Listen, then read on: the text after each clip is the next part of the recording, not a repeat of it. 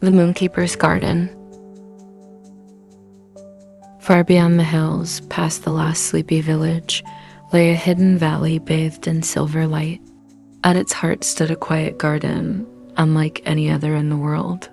The flowers in this garden did not bloom with the rising sun. They only opened under the moon's gentle glow, shimmering like pearls against the dark. This was the Moonkeeper's garden, and the one who cared for it was a woman named Selene. Selene had watched over the garden for as long as she could remember. Every night, as the sun dipped below the horizon, she would walk between the glowing petals, humming softly as she tended to the plants. Some flowers held the soft light of dreams, others sparkled like the stars above. But her most delicate and treasured blossoms were the lunar lily, pale blue flowers that only bloomed when the moon was full. Each night, Selene carried a silver watering can filled with light collected from the moon's reflection in the river. With every drop she poured, the flowers glowed brighter, filling the air with a quiet, soothing hum. It was a peaceful, endless cycle. Until one night, everything changed. As Selene stepped into the garden, she immediately knew something was wrong. The lily had not bloomed. Their petals remained tightly closed, and the garden's usual glow was dim. Even the air felt different, hushed, waiting. She turned her gaze upward and gasped. The moon was missing. The stars still shimmered, but the sky was empty where the moon should have been. Without its light, the lunar lily could not bloom. And without the lily, the garden's magic would fade. Selene knew she had to act quickly. If the lilies stayed closed for too long, they would wither and their light would be lost forever. She needed to find the moon. She took a deep breath and made her decision. That night, instead of tending to her flowers, she packed a small satchel, filled a lantern with the last drops of moonlight, and set off toward the celestial river, the place where the sky met the earth.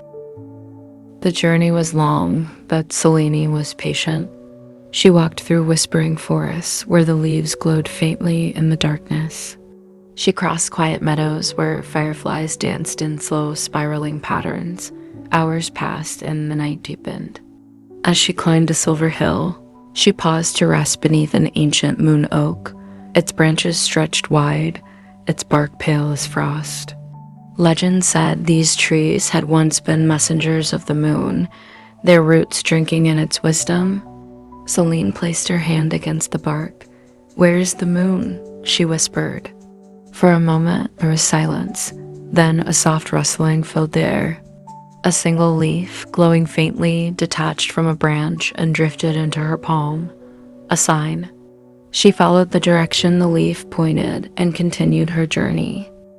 After many hours, Selene reached the celestial river, a vast, endless stream of sky and stardust flowing gently through the world. The water shimmered with the glow of lost wishes, forgotten dreams, and echoes of ancient lullabies. And there, caught between its shimmering waves, was the missing moon. But it was not full and bright as it should have been. It was small and dim, no larger than a lantern, and it flickered like a candle in the wind. Selene waded carefully into the river.